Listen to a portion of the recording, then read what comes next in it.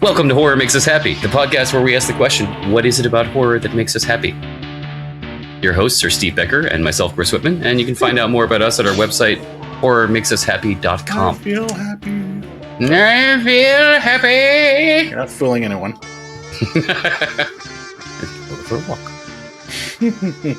But before I go for a walk, this is the trigger warning. This is a horror podcast, if you didn't know. We talk about dark stuff, and we could talk about some sensitive subjects that could include things such as child abuse, rape, murder, F-bombs. There will be bad things on this show. That's why we're here. But we're also here to talk about interesting things, like why these things intrigue people and what draws people to the horror stuff. But before I go off on yet another tangent, that's the trigger warning out of the way. Steve, what's going on? What do we got? Well, actually, yesterday I redid our Patreon subscriber levels. We had a number of them, but I simplified them down to 3. And there's now a free option, which basically allows you just to sign up with us and basically keep tabs on what we're doing. So the question is digging to the heart of why people love horror important to you? And if so, please consider supporting us on Patreon. As I just said, we now have a supporter free tier that's free, and if free isn't good enough to you, I don't know what to say. So, but you're welcome to reach out to us on social media and let us know if there's some other benefits that you would like to see other than the 3 tiers that we already have. There's a link on our website to our Discord server, and Twitch, and Patreon, and all that kind of fun stuff. In terms of our guest list, we are still at 10 plus. Amusingly, I think we've had 4 of the last 5 guests have rescheduled. They're still on the calendar, but they had different things come up, so we've had to move them around. So we're still 10 plus. But today we are talking to Ms. N.J. Gallegos, who is an author, best known for her books Full Moon Rising, Only You Can Prevent Forest Fires, and The Broken Heart. Welcome. How are you? I am great. Thank you for having me. Our pleasure. Before we get into the actual interview, do you want to let us know what you're currently working on, or let the listeners know? Absolutely. So I'm working on what would be my second novel called The Fatal Mind, in which a neurologist has invented these migraine chips that like inhibit the impulses related to migraine. So it like cures them, but also inhibits some impulse control and things. So as you can imagine, that doesn't go well. Oops. Yeah. It's a little bit like Black Mirror meets Frankenstein kind of. So yeah, that's what I'm working on. Also working on beating all of the Star Wars Lego Skywalker saga with my wife. So that's a big thing. Nice. Yeah. Okay. I figure maybe I should say this for the benefit of the listeners. We had some technical difficulties. We actually already fully interviewed Ms. Gallegos a couple weeks ago, and there were some technical difficulties that I didn't pick up on. I went to hit record, and I guess the system didn't like what it was seeing, so it did actually start recording. But we have made sure that we are now recording.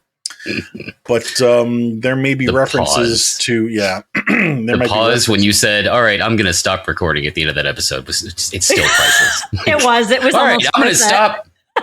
Shit. I probably dropped the F-bomb on that one, because that was probably. I'm pretty sure I heard your soul leave your body, and honestly, that was worth it for me. Oh man. I mean, we've had flubs before, but never to the point where it like went the entire length of the interview and then caught it. Anyway. So there may be times where when we're talking, we refer, oh yeah, I remember asking that question before, or I remember this answer before. So that would be why. But starting off, since you're already familiar with the theme and how we do this, what are some of your earliest memories of scary things? So growing up, I grew up on a cattle ranch where there was like very minimal parental supervision, which is very important. So, I would just walk around with my cousins and we would see dead animals all the time, poke them with sticks. As you do. So that was the probably the biggest thing. But my mom has always been an absolute horror movie fiend, so she introduced me quite early to scary movies. Hmm. Hey, come off the top of your head as to which ones you remember? Definitely the Aliens movies, but one of the big ones was The Exorcist. Yep. Yeah. She's like, you're 5 years old. You can watch The Exorcist, right? And I'm like, yeah, absolutely. Like it'll be fine. I am ashamed to admit I had not watched The Exorcist until I was fully an adult, maybe in the last 5 years or so, and it still never ceases to amaze me how many parents think it's okay to let a kid watch The Exorcist because of the goddamn crucifix scene. Like, I was just that alone. about that. Yeah. Kids should not watch that. I don't think it's appropriate for a child to hear "Let Jesus fuck you" while a girl is stabbing herself in the crotch with a crucifix. That's a little much for children. Yeah, I mean, at least like 17 plus, maybe. Then you're more equipped to handle that. Yeah. I'm like, Mommy, what is she doing with the crucifix? She's like, it's fine. It's fine. It's fine. Tell you when you're older. Yeah. No discredit to your mom, by the way. She is still awesome for getting you introduced to horror at a young age. But yeah, no, it was not a great idea, but it's fine. Yeah. I'm just shaking my head. I don't know what else to say. Anything else to jump out to? Probably the movie that absolutely traumatized me the most isn't even a horror movie, I would say. It's probably more of a thriller. Okay. An Eye for an Eye. Sally Field, who in any movie is just amazing, but essentially she's on the phone with like her teenage daughter and it's like her 17th birthday or something. And so they're like delivering all this stuff to her house. And this guy delivers the ice sculpture. And then while Sally Field's on the phone with her daughter, he like rapes her and kills her. And then the rest of the movie is like Sally Field getting vengeance on this guy.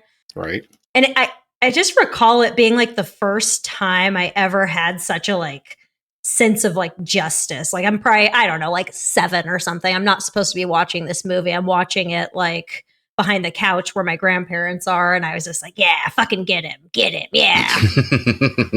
So Exorcist at 5, this at 7. Yeah. Yeah. Everything was like, and honestly though, like the movies that messed me up the most are ones that aren't even like horror movies, like E.T., like the glowing finger and the chest thing. Like E.T. was creepy. Like, he's very creepy. I don't know why, but looking back on it, yeah, I think it was just a Spielberg thing. He just has a certain tone, and you know, even the soundtrack of his movies, there are certain scenes that are just really creepy. Again, his voice, E.T. phone. I might have practiced that in the shower earlier. I'm not gonna lie. I don't know. I'm still going back to The Exorcist and Eye for an Eye. I'm like, what the fuck was your mom thinking? I really don't know.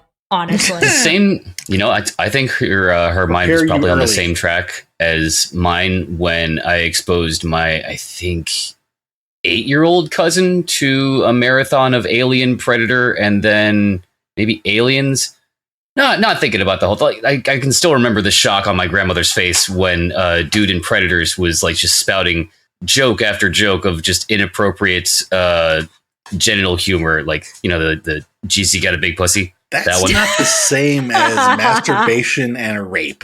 I mean, right. I'm saying, point I'm getting to is I just wanted to watch these movies and totally didn't think about the fact that there were curse words and inappropriate mentions in it until we got to that point. So yeah, maybe she just didn't think about it. She's just like, these movies are cool. I want to watch them. When we interviewed Jeremiah Rosario and he was watching, what was it? The one with the nuns, with the poison vaginas.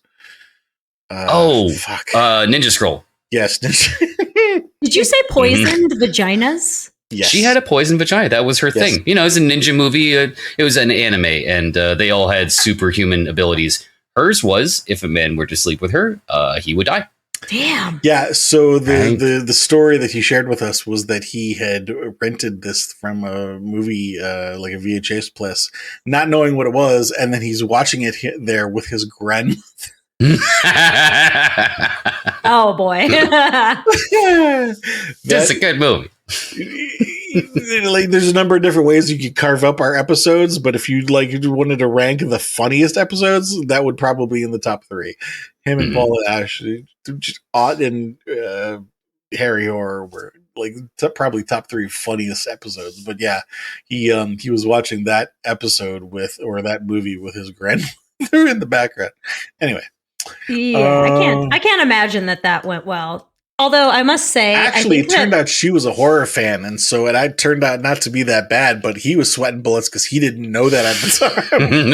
Yeah, just the occasional glance over, like, "So you cool with this?" I mean, okay, never mind. Yeah, it's fine. Well, looking back, I think that this is like a generational issue because my grandma used to leave these like true crime magazines out that were like extremely graphic and like they'd have pictures and stuff. And I would just read them, take one to the shitter and I'd be like, oh, yeah, all right. Okay. So he made a belt out of nipples, huh? I'm going to have to look into that. Yeah, that sounds nice. Yeah, right. Let's start with Aliens. What was your reaction to that? Or any particular scenes jump out to you as memorable?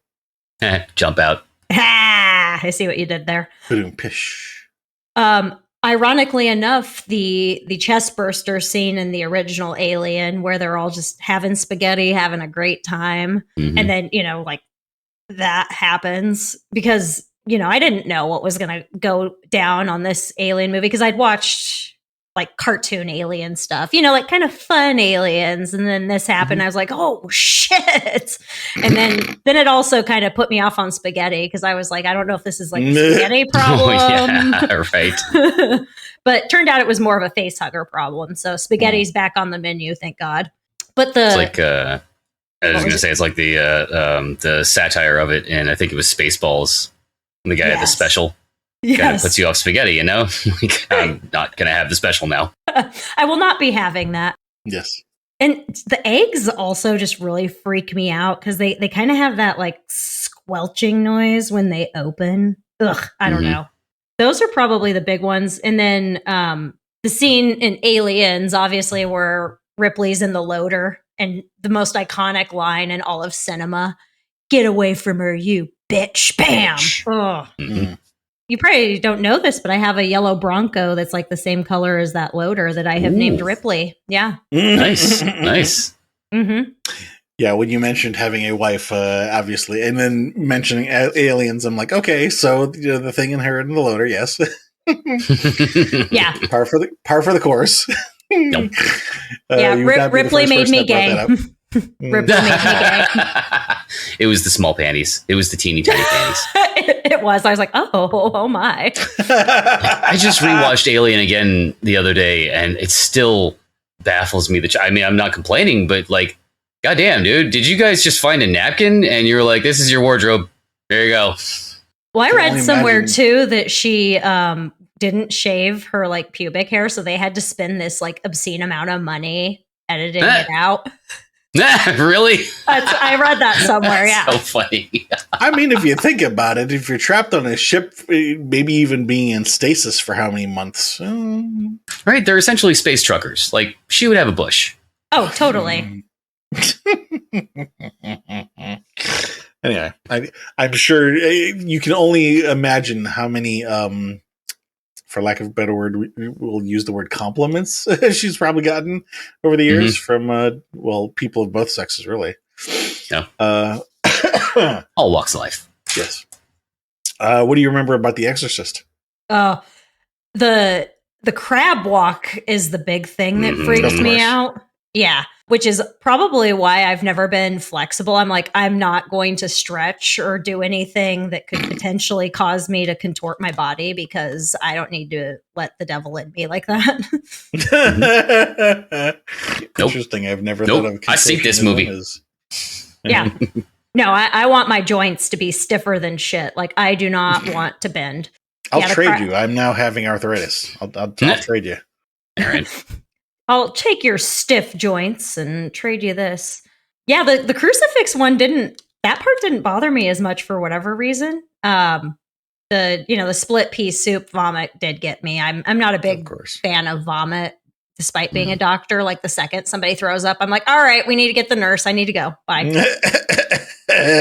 Not my problem. Yeah, no. Mm-mm. It's the smell. Yeah. Well, Not a big fan of turds either, to be honest with you. I was going to say no one is, but... Have you met the Germans? Have you seen the internet? Yeah. Like... And for the benefit of those listening, I know you have shared in the past a whole web page full of things that have been pulled out of rectal areas. So there's that. Fun. Yes. Yeah, I'm like uniquely made to pull rectal foreign bodies out because I have like very tiny hands and I can kind of contort them a little bit, and like I have decent grip strength. Like it's like that was like my life's mission, is just to pull things out of people's butts. And I'm over here chuckling for a different reason, because I'm just picturing the situation in the hospital, like in the OR, like, God damn it, we got another blockage. NJ! Oh, NJ. NJ, we need your tiny hands. No, not again. You I don't know, get some tongs. I'm busy.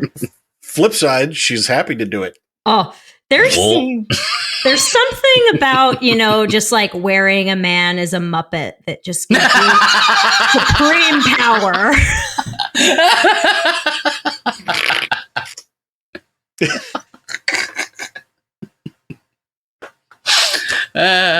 Good one. That's yeah.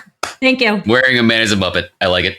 Yeah. There's something about it. Like I went through all of this training just so I could be able to like do that and get paid for it. And like, it's on the up and up, it's Paula D. Ash recently posted something on Facebook about humiliating men, and I'm sure that she will very much appreciate that image. Nope. Maybe I'll reenact it at StokerCon. On a panel, no less. Yeah. Beckon, this is my assistant, Steve, here, and I will be... Pass. Not you, Steve, or other Steves. Different Steve. It's you. Sure. All right. So your mom was also a fan of horror, you mentioned? Oh, yeah. Definitely. Grandmother was a fan of true crime. Anybody else in the family who were fans of horror? Not really, no. Everybody else is kind of weenies.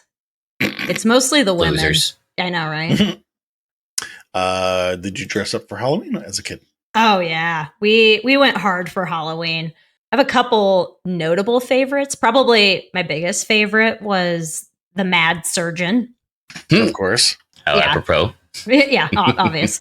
My mom used to be like a medical transcriptionist, and so she worked at this clinic, and she was able to get like a scrub cap, like a gown and all of that stuff.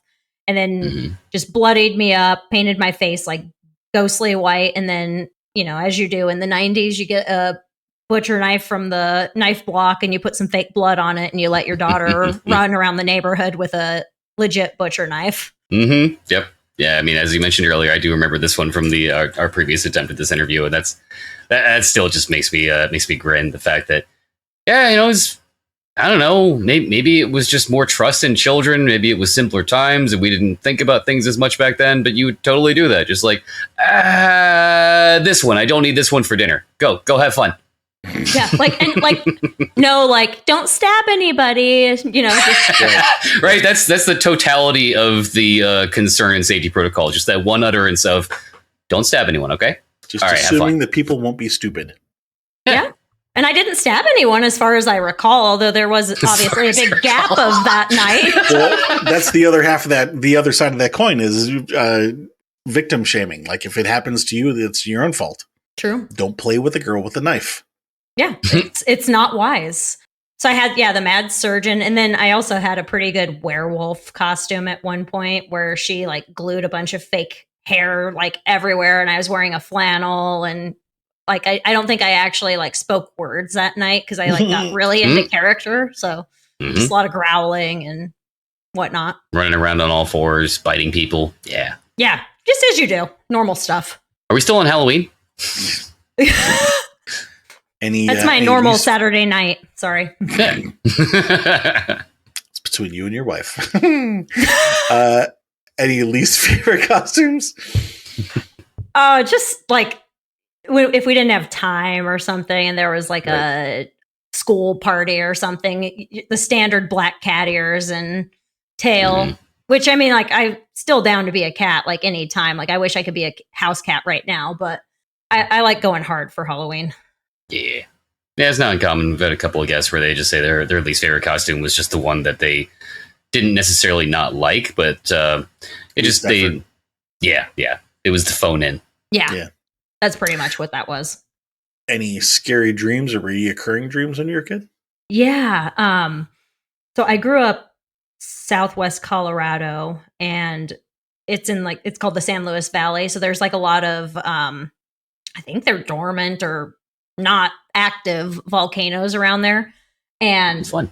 Yeah, when I learned that, my brain was like, oh God, like one day they're going to erupt and we're going to just all die. So I would just have these dreams where all of them would erupt and I would just get like, killed by lava. And then tornado dreams, oddly enough, like just getting trapped in like a tornado, like hiding in a storm shelter or basement, which it's like, we didn't even have tornadoes in Colorado. Like, why am I even afraid of that? I was going to say, like, were volcanoes and also tornadoes a thing, or? No, not at all. Mm-mm. Like, I should have tornado dreams now because I live in Illinois, but I do not for whatever reason. Better knock on wood. Oh God, yeah. Well, the two things that those both have in common would be, things that are so, overwhelmingly immense that you have no control over them. So, this powerless part. Yeah, as far as dream analysis goes, that's a textbook case of grandiose force beyond your control, powerlessness. Oh, acts of God. First merger. Unless there's, some other aspect to it that you're thinking of that we're not picking up on that you haven't mentioned. It probably is a control issue for sure. Yeah. You didn't watch Dante's Peak when you were little, did you? I did. And Twister. Oh, yeah. There it is. There it is. Great movies, by the way. Do you know they're making Twisters this summer? I saw the preview, and I am actually a bit excited about it. I don't have a lot of faith in movies these days, but that one looks good. Yeah, I'll probably actually go to the theater to see that one. Yeah, that's an experience you want to see in the theater. Yeah, definitely. Based on the theme, I'm guessing it's not a very high bar, so you're probably right about that. There's two of them. That's why it's Twisters. They chase two tornadoes in this one. No sharks. There are unfortunately no sharks. Chased by tornadoes. Yeah. So what about teenage years? What jumps out to you in terms of memorable media in your teenage years? Scream, for sure. Mm-hmm. The whole opening scene of Scream is just so like, I don't know. I can't recall a movie that's like almost so startling. Mm-hmm. Like it's just, like, oh, here's your boyfriend. Oh, I killed him. Oh, and there's your family. They're driving down the driveway, but I'm just going to murder you and they're not going to notice and it's fine. And also, like, why are we answering phones? Like, we shouldn't even be answering phones anymore. Well, I guess today, then, yes, but back then, yeah. Yeah, and these days, like, yeah, it's so funny watching old movies like that. I notice it, and it's like, good God, these days, if you get an actual phone call instead of a text, you look at it like it's a fucking foreign object or extra dimensional alien or something. What is that? What do I do? Then you Google the number to be like, all right, who's calling? I have done that. But no, like back in the day, it was just, oh, the phone's ringing. Hello, who is this? Oh, a murderer. You sound sexy. Tell me more. Mm-hmm. Yeah, Scream for sure messed me up. I really enjoyed The Craft, but I think that was more of a. I think there's some more sapphic undertones to that. If you want to delve into that, yes, a little bit. Yeah, I don't blame you.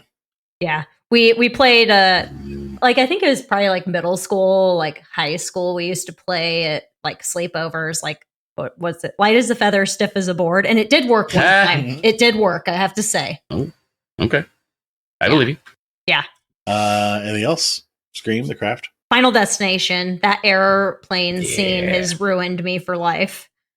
You know, it's I try and rationalize it as much as I can, but I still cannot help but think of that scene every fucking time I get on a plane. I know. Also, getting behind large trucks with logs on them. Oh, Change that forever for everyone. Yeah. Well, and like part of me is like, I'll know if something bad's going to happen and I'll have this feeling, but like I'm phobic of flying. So like every time I fly, I'm like, we're going to die. So like I can't even trust my feelings anymore. And I can't even sedate myself not enough to like fall asleep on an airplane. It's awful. You need more booze. I've tried. I need like Michael Jackson's doctor who put him in the propofol coma to help me with that. My first thought was Benadryl because that, I'm one of those people that, Benadryl puts me to sleep. And then I didn't even say it because immediately my first thought was, she's a doctor. I'm sure she knows all this shit already. That's a good point. Benadryl, I've never heard of that one. Really? No. Oh, all right. Fine. But I will take it under advisement. Yeah, right. Yeah. All right. So, emotional reaction to Scream was startling, at least for the opening. Anything else? And obviously Nev Campbell, but that's more of a happy memory. Commonality between that and The Craft. Yeah. Yeah. I'll watch anything with Nev Campbell in it. Like, I mean, I know this is a horror podcast, but I mean, have you seen Wild Things? My God.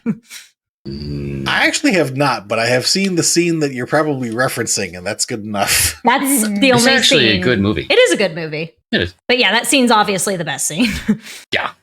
Thank God for YouTube. I didn't need to watch the whole movie. Other than Nev Campbell, what did you like about The Craft? Ooh. I liked the idea that you could invoke like an outside power to do what you want. Like it's not religion necessarily, like, like Catholicism and things, because I did grow up Catholic, but I like the idea of like kind of connecting with nature and whatnot. Like I probably should just dabble in being a Wiccan because it sounds fucking awesome, but I haven't yet. Right. Final Destination? The idea that you really can't do anything to... Well, I mean, you can, I guess, because he does. He circumvents it, but just the idea that like death is coming. I think it maybe like it was like a mortality thing. Like, you kind of think that you're invincible for some point, and then I think that was like that stark, like, shit, one day I'm gonna die, and hopefully it's not in the shower with the thing wrapping around my neck like that. Right. Definitely does bring to the surface the whole inescapability, for lack of a better term, of death. Yeah. Inevitability. Yeah, that's the one. You were close. I'm having problems with words now. Yes. Did you dress up for Halloween in your teens? I did. It actually came to me after we had done our other chat. One of my favorite costumes was the PMS Avenger. Okay. Oh, this is gonna be good. Like, did you guys ever watch that movie Mystery Men? Like Ben Stiller. Like it's So one of them was the PMS Avenger, and I made my costume. The characters from that? I don't know, but I work 3 to 7 days a week, and then I carried around like tampons and threw them at people. That's awesome. Yeah. I don't remember this from the movie. It's been a while since I've seen it. Did you do the whole get up with like the red outfit and the candy cane striped gloves? I didn't have the gloves. I had a red mask. I had a cape, and then I used that as an excuse to buy like red Adidas shoes as well.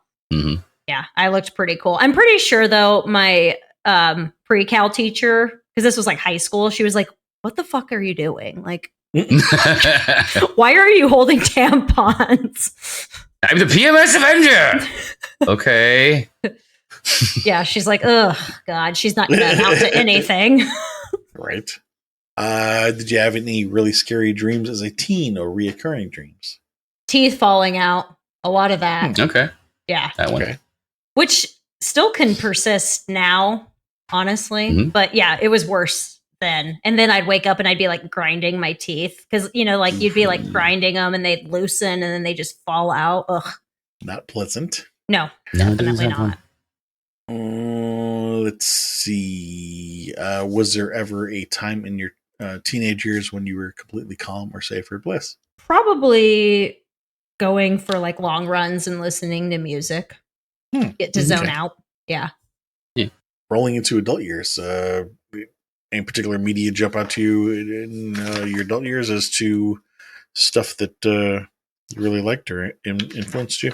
As an adult, actually now kind of in residency, I met one of my friends who's also an ER doctor, and he's like huge into horror. So he kind of introduced me to things that I hadn't seen previously, like the Human Centipede. Yeah. One or two. Appropriate for a doctor, yes. Yeah. He started with one, but we've seen all three of them. I still have yet to see 3. 2 is controversial. You love it or you hate it. I thought it was great because they went full with it. I mean, Jesus Christ, the baby under the gas pedal. Like, that was where I was just like, okay, you guys are not holding back at all. Yeah. The 3, I like all of them. 3's bananas. 3 looks goofy as fuck. Yeah, like it's just you have to accept that it's weird and disgusting and It's like Looney Tunes, a little goofy. yeah. Whatever it is, you want to be the first in the centipede. That's all. You're right. Yeah, you definitely always want to be the first. Yeah. So Human Centipede, big one. And then probably like Hellraiser. I made my way through the series, even the remake I like quite a bit. And then the Saw movies. Love the Saw movies. Okay. Going down the list, you're going to say something, Chris? I'm just going to ask if you've seen the most recent Saw. I did. I enjoyed it. Yeah, it was pretty good. It's back to form. Yeah. More stupid heads and buckets. Yeah. What'd you like about Human Centipede other than the ridiculousness of it? I think I enjoy movies that have maybe like a little bit of a medical aspect to it. Because I mean, that guy is a insane surgeon, right? So I think that kind of appeals to me for whatever reason. And then as far as like the Saw movies, I enjoy a good spot of revenge because he's it's like a moral, like he's doing this because that you did this. So I don't know, it satisfies some sort of weird craving within me to see justice. Okay, well, if you are a fan of surgical movies and revenge movies, might I suggest American Mary starring one Catherine Isabel? Great movie. Of course, you've already seen it. So good. I love that movie. She's so good. She is. Have you guys seen Fresh? I think so. Is that the one where the guy takes body parts from women and sells them on the black market? Yep. It's Sebastian Stan, the Winter Soldier. Yep. Yeah, Fresh was good. I went into it with like mid expectations, like thinking like, this could be good, it could be hokey, but I was pleasantly surprised. Yeah, I enjoyed it, and it all like that part where he serves her the like meatball. Like I'm like, oh, that looks really good, but like, ugh. Like, that actually looks good. Is it bad that it looks good? Yeah, right. And then now I'm like, damn, I want some like rare steak. What about Hellraiser? I just there's something about the Cenobites that just they like give me the shivers. The way I can't think of her name, but the one she has like it almost looks like a trach, except it's like she has like wires. Vagina throat. Yes, vagina throat. She is known as just the female Cenobite. I don't believe she has a name, but we have also spoken to her on our show, Ms. Barbie Wild. Really? Yes. Ooh. Tell her I love her work. Will do. What gave you the shivers? I guess the idea that you can call upon these dark forces and you think that you're getting one thing, and then they end up making you become a angel / demon / Cenobite thing. Mm-hmm. Because you see it more. What is it? Is it like the space one where they have like the twins, or is that not that one? There's so many of them. I know. And I think it was the space one. No, maybe the detective one where there were two cop twins and they. Yeah, that was the one with the space. Was it the space one? Okay. They all run together. Actually, wait. Now that I think about it, the thing that I watched was like a fan cut that may have mashed two different things together, so maybe it wasn't the same. Because I don't think there were any detectives. It was the one where it was the building. Like the guy was basically building like a version of the cube, but it was a building. He was an architect. See, that could have been a couple. Well, okay. No, that could be Bloodlines because there was the Victorian era. There was a present day timeline in that movie as well, and then there was the future spaceship one. So because it was I think that was Bloodlines. Because it was a fan cut, I wasn't really clear on whether they were pulling from different movies or if that was the same movie. You watched the work print. Fuck you. I was supposed to get that, but I got Spanish Bloodlines instead. I don't think it was the work print. It was the link that I shared with you because it was related to that song I was working on. But that's a whole okay. The Spanish. So does like Pinhead show up and he's like, "Hola." Yeah. And the default language is Espanol, and English is the third option because basically I ordered the Hellraiser Bloodlines work print cut, I think is what they call it, where it's basically supposed to be a re-edit of it where it was actually originally what the original writer wanted it to be. That's what I thought I was getting, and what I got was a Spanish region Hellraiser where everything's in Spanish. I might sit down and watch it one day, just for fun. You might have to do a couple Duolingo courses, but you'll be ready. See.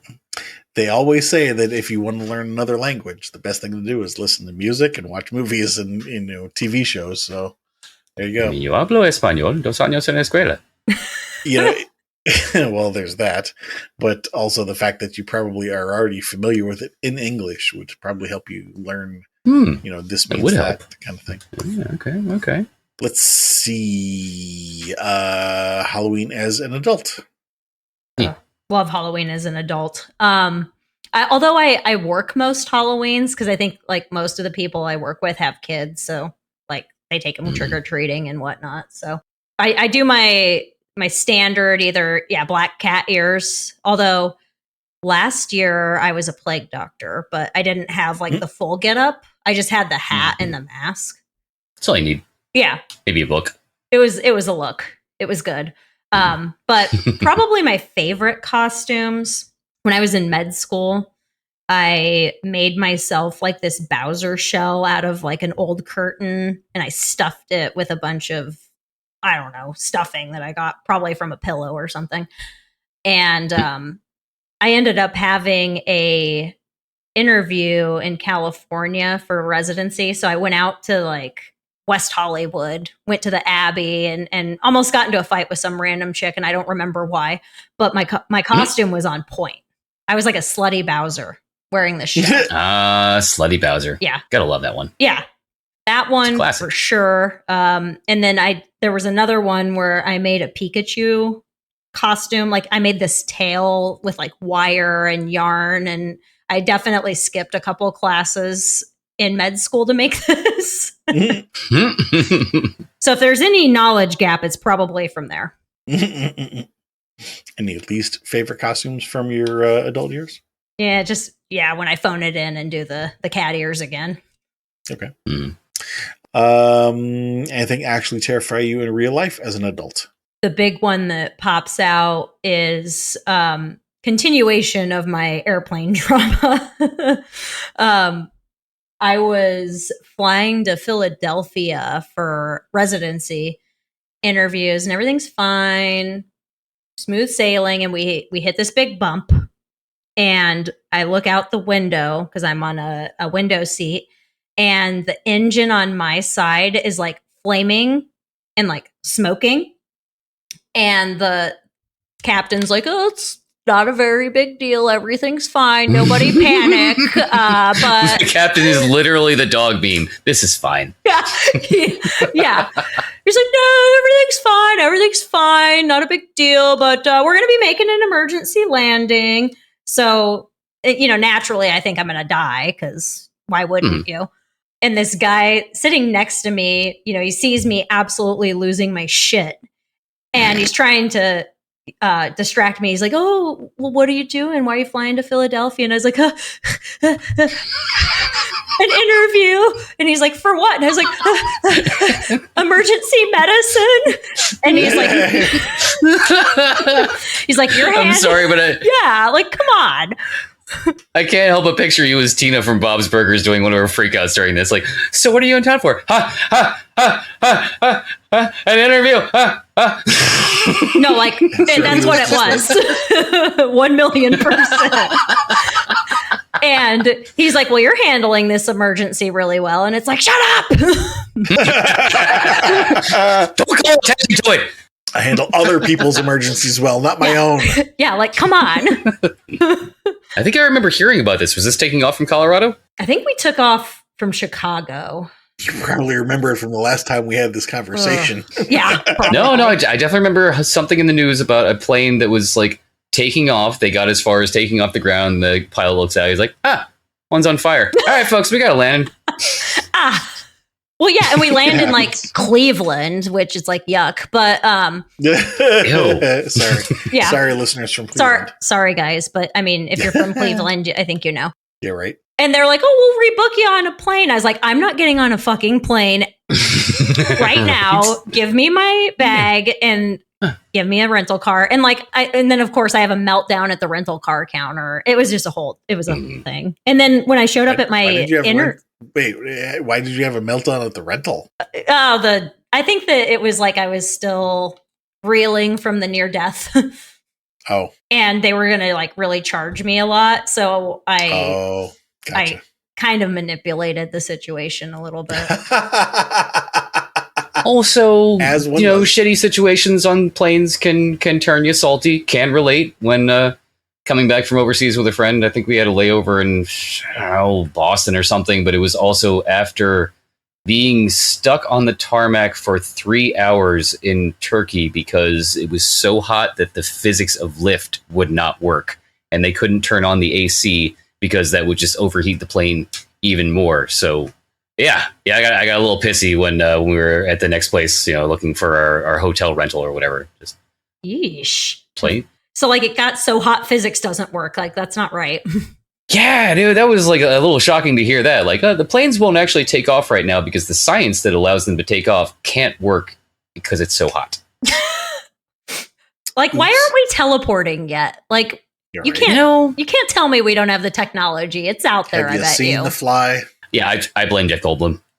Yeah, you're right. Or that. Have you guys read The Jaunt, that Stephen King short story? Mm-mm. No. It's kind of similar. Like it's like you can teleport like place to place, and they did it because there was like an energy crisis with like oil and whatnot. But they have to like put you under general anesthesia before you teleport, because if you're, I would hope so. Yeah.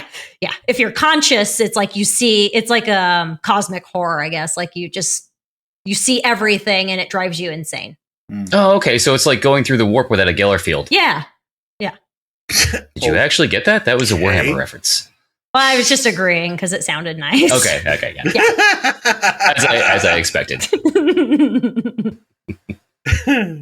Flipping that question around, was there ever a time in your adult life, or so far in your adult life, that you've felt completely calm or safe or bliss? Honestly, I probably am happier as an adult than I was as a kid or like a teenager. Like just hanging out here at my house with the cats and the wife and just fucking around. Like I'm happy as hell. It's not a bad life. No. Or like writing, like get kind of into that like flow state, and you're in the zone. There was a question that I failed to ask during the childhood section that we also ask during the adult section. So I'm going to go back and ask for the childhood section first. Yeah, and then I'll ask for the adult section. And these come in pairs because we ask a potentially difficult question first, maybe a negative question, and then we end on the positive. So starting with the childhood section, do you remember the first person that you hurt? Probably my cousin. Again, we didn't really have like adult supervision a lot. Mhm. So yeah, we would just like ride bikes and throw rocks at each other and playing Mario Kart, you know? Mhm. Yeah, so rock is a shell, obviously.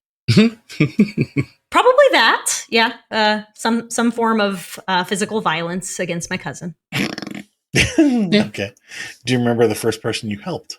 Again, just maybe because we're talking about my cousin, I recall being on the playground and a girl in my class actually kicked him in the nuts. Ooh. And then she was like probably like a foot taller than me, and I punched her in the face. So that was fun. So that was kind of like I helped and it also hurt. Yeah, Right? yeah, I like it. It's a combo. Yeah. And it was great because like I got suspended, but my mom was like, whatever. That was terrible, honey. You should never do that again. That was awesome. She's like, that was badass. Gotta take care of your relatives. Yeah, exactly. Only I can pick on you. Yeah, only I can throw rocks at you and hurt you. Yes. Yeah. So now for the adult section, do you remember the last person you hurt? Maybe a cop out, but probably somebody like a patient at work doing some sort of like procedure that's not pleasant. Mm-hmm.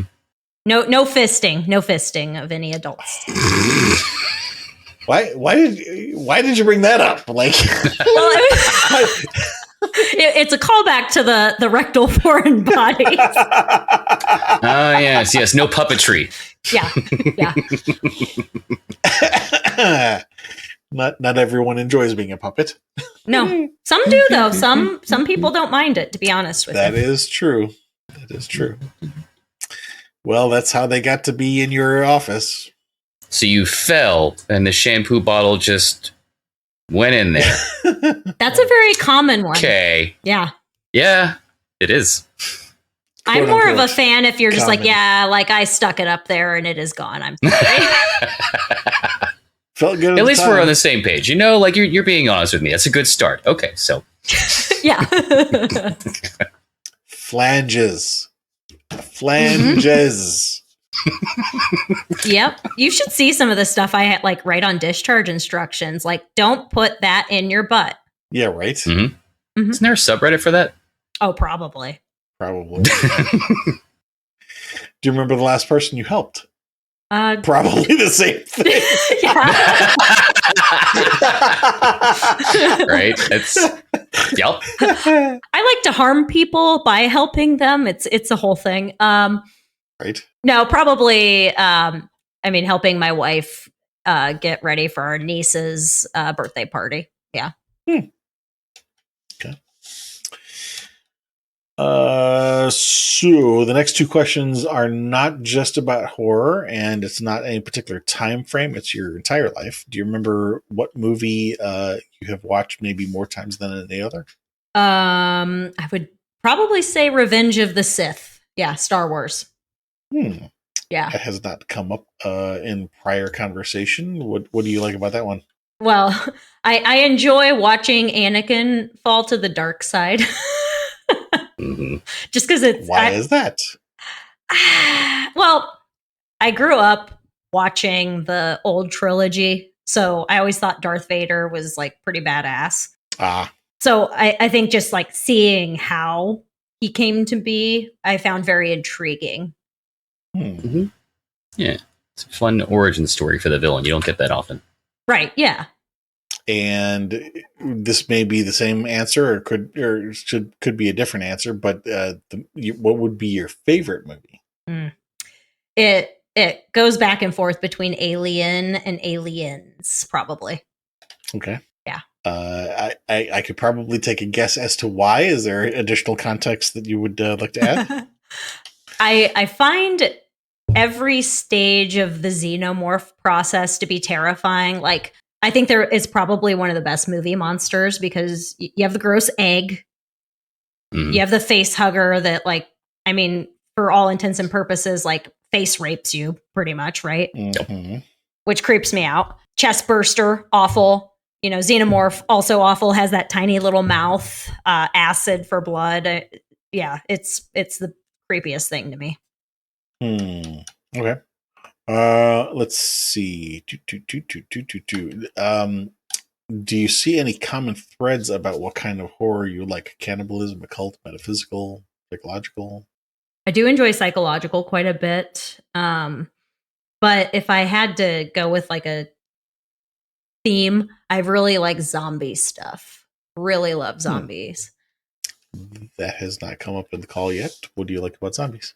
Kind of combines a lot of my favorite things. So, because most zombie like plagues or whatever, like it's usually a virus or it's something kind of medical. So I enjoy that aspect. And I find the idea of like, your most treasured loved one, like being turned and you have to take them out. Like it's ugh. Like the beginning of the Dawn of the Dead reboot. Yes. Mm-hmm. And like it just combines a lot of the things I like because usually if there's zombies, like you're kind of in an apocalypse situation, so it's like the destruction of society and humans are always the real monster, right? Like all of that. Yeah, I kind of hate that that's so cliche in so many horror movies sometimes because it's like, all right, yeah, people are the real evil, but it's true. Of all the predators on this planet, we are the worst one. And if something goes sour where human beings are no longer in, control of their faculties and they all just go apeshit, we're fucked. Yeah. Yeah. And I'm just waiting for like AI to get like essentially Skynet us where they're like, what's the worst thing that's happened to the earth? Oh, humans. Bam. Yep. You see, we just need to program them with one simple change. Not protect the earth, protect the people. Fuck the earth. Isaac Asimov, rules 1, 2, and 3. They better be programming them with that in mind. Right. So earlier I had mentioned questions that I have added that were inspired by something else that I had seen. This would be one of them. Is there anything that you've never shared in an interview before but is relevant to the conversation at hand that you feel comfortable sharing now? Ooh, that's a new one. That is a good one.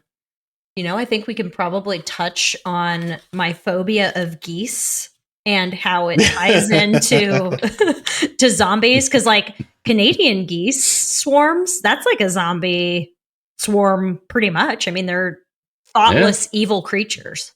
But so again, growing up on the farm, we had a bunch of geese that were like nesting in a field. There was some water and whatnot. And I got in my mind that I wanted a pet baby goose because, why wouldn't you? Mm-hmm. So I march my happy ass out there and I'm going to go get myself a goose egg.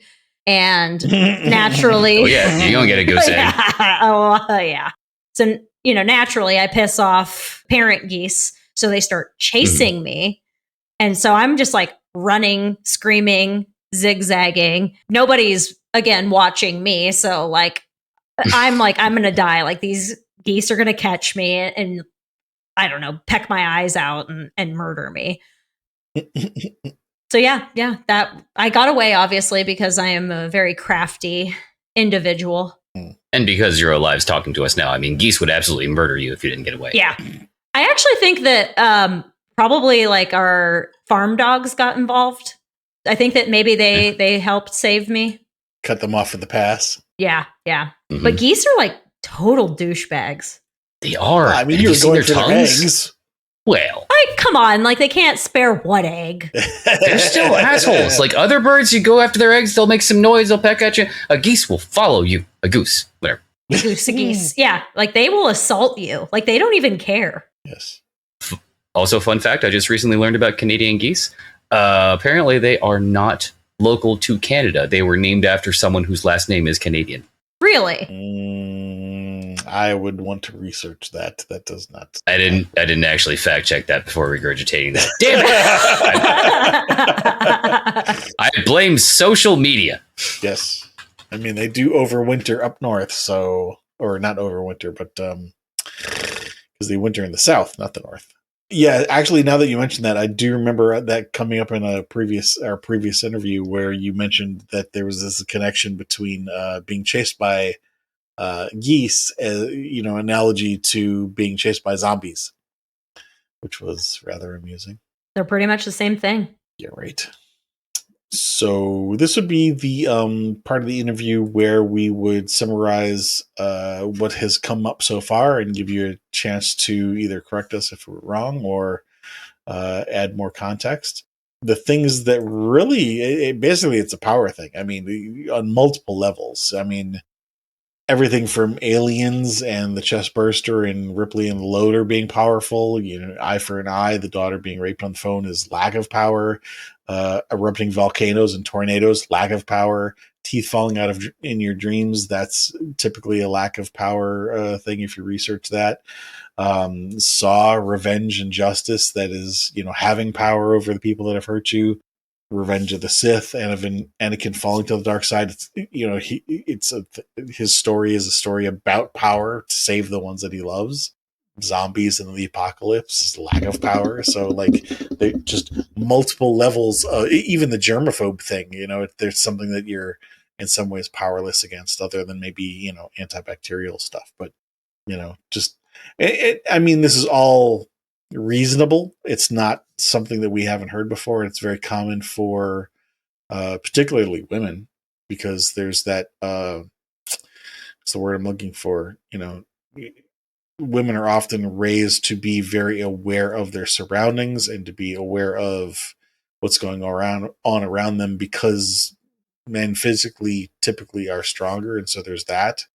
But in your case, it's interesting that you also have these, for lack of a better word, fascinations with powers that aren't even related necessarily to that. Like, for example, the germs and stuff like that. So, it has nothing to do necessarily with the gender roles or anything like that. It's just a general thing, if that makes sense. Do you think that's an accurate statement? Is a summary of your, for lack of a better word, what you get out of horror? Or do you think there's more to it than that we haven't touched on? No, I think that is pretty accurate, because like you said, looking back at most of the things that really trigger me, it is an absolute power thing. Mm-hmm. I honestly think that to an extent that's in a way why I became an ER doctor. Growing up, I was I want to be able to intervene and fix things.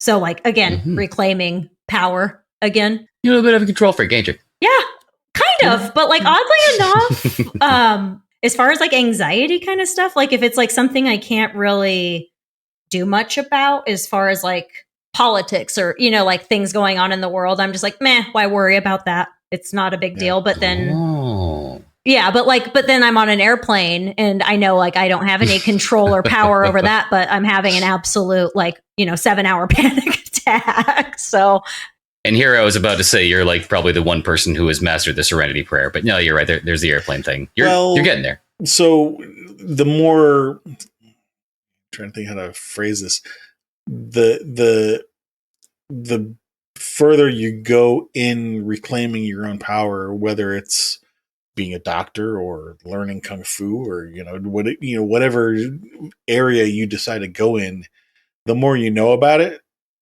you also learn what you can't control. There's that, they talk about the Dunning-Kruger effect, and you're not smart enough to even know what you don't know, kind of thing.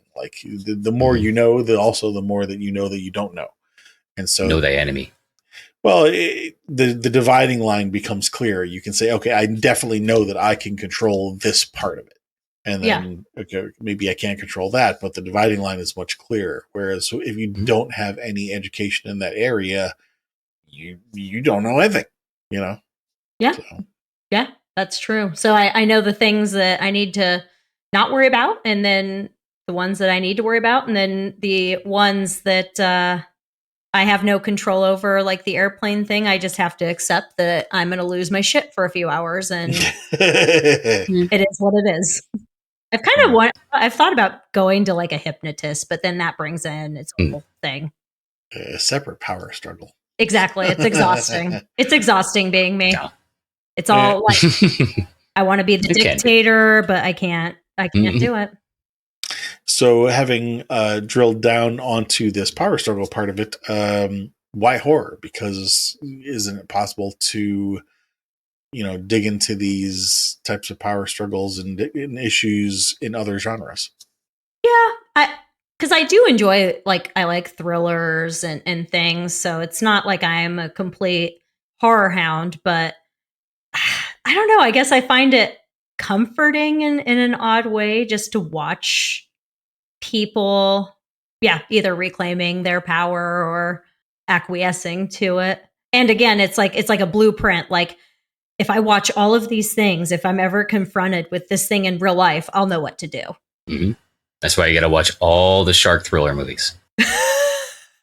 In case I ever come across one. Yeah, you're right. What if you're attacked by a shark at SeaWorld? What if you're attacked by a shark while you're on a plane? What if you're stuck out on a rock and it's okay because you're Blake Lively? So, you got that going for you. That's true. Yeah. I need to watch all the shark movies now. You're right. Shit. Well, one thing that hasn't really come up too much in the call, which also potentially relates to you being a doctor, was, going all the way back to being raised on the farm and poking these dead animals with the sticks and, there being some sort of, I don't want to say insensitivity, but desensitization. Yeah. Yeah, desensitization towards, shall we say, the realities of life and death and, the mortal coil and, the meat on the ground, for lack of a better word. Yeah.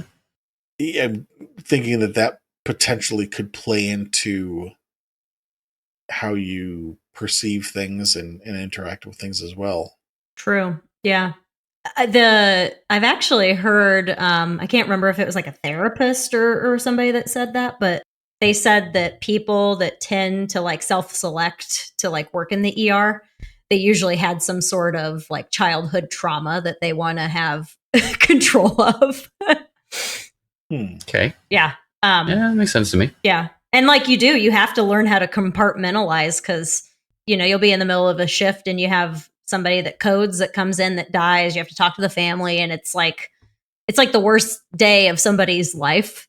And you have to come back out and just go see the runny nose in the next room. You have to be able to shut it off and on. Worst day of their life, not yours. Yeah, exactly. Those people aren't going back to work or anything. And I have to go and you do have to. I have to go see the guy that stuck a golf ball up his ass or whatever, A real hole-in-one, if you will. Oh.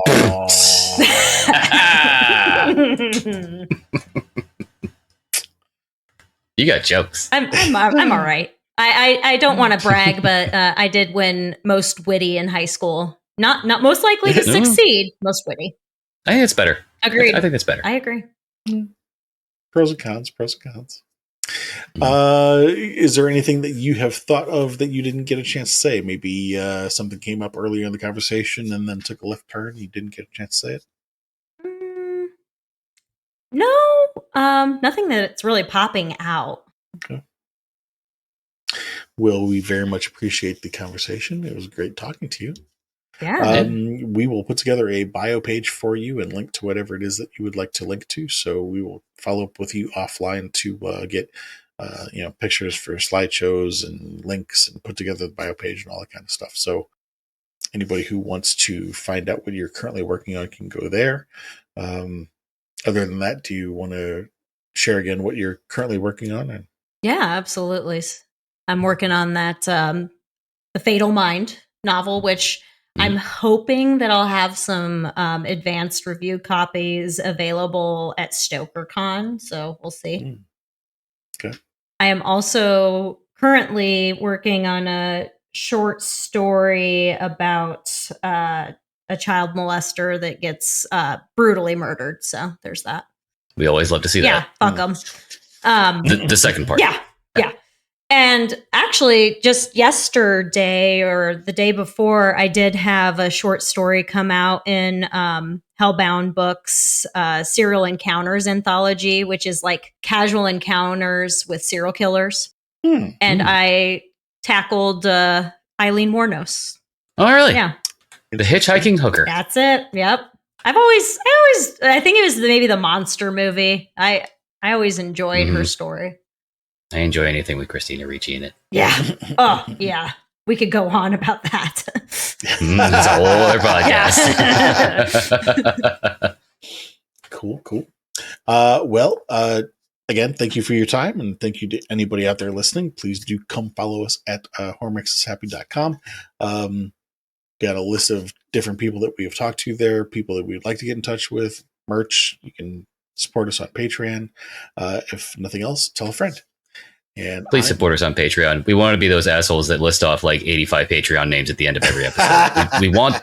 I want to reach that status. Yes. I mean, I guess while we're talking about that really quickly, just to touch on that, there are things that we would like to be able to do that would help us out with. I mean, we are, for the last year now, we have had, 10 plus people on the guest list that we would like to, we have penciled out because, I do all the editing and all the social media stuff and all that kind of stuff that we really couldn't interview people any faster because there's all this other background work that needs to take place. And so if we could hire somebody else to do the editing or do the social media, potentially we could look at maybe going to a weekly basis or having a second podcast where one of the things that I've thought about is asking prior guests to come back and talk about other things that they're currently working on. Yeah, because I mean, the stuff that we talk about here, like in this particular podcast, we've already gone through this. So there's really no reason to call somebody back and be like, do you want to go through it again? Because like we've already talked about it. But it would be nice to be able to come back and say, okay, what are you currently working on? Or how has our prior conversation informed some of the things that you're doing today? Like there's other stuff that could be done, but it wouldn't necessarily be in the same format as what we're doing here. And, there's avenues, but we're restricted right now because of how much work that we have to put into doing this. So, if we could get some Patreon subscribers, then potentially at some point in the future, maybe we might be able to hire somebody to help us out with some of the things, and that would maybe open us up to being able to do more. So that would be really cool if you do that. Yeah. Spread the word.